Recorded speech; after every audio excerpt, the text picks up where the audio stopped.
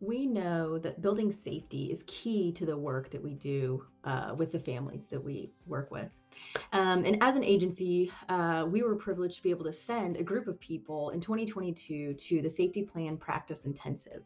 And so, when those staff came back, the energy that they had was just this pure excitement, and it was contagious. People were able to just really articulate all the things that they had seen and done, and they could tell us how they were going to actually implement those in their practice as they were going forward.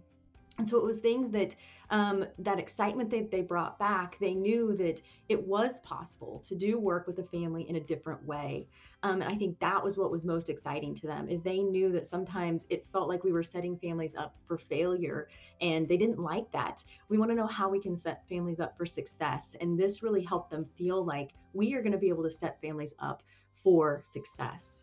They wanted to talk about it and share this with so many people. And so we had to help try to find ways for them to do that. But a lot of them just kind of took this back. Workers who attended took it back, immediately started implementing it. Our supervisors came back. They started talking about, how do I help my unit understand this? How can I help my office that I work in understand this? And we saw just great work being done by those people who attended to continue to spread that knowledge that they had gained with them.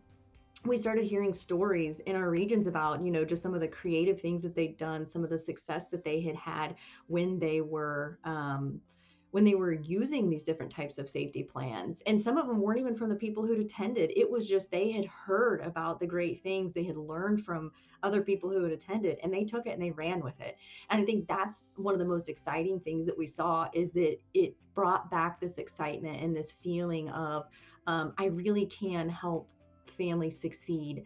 And what we heard, and I think what is so valuable, was sometimes, we were building the safety plans for the families. Like, it was us creating what it was that should have been on that safety plan.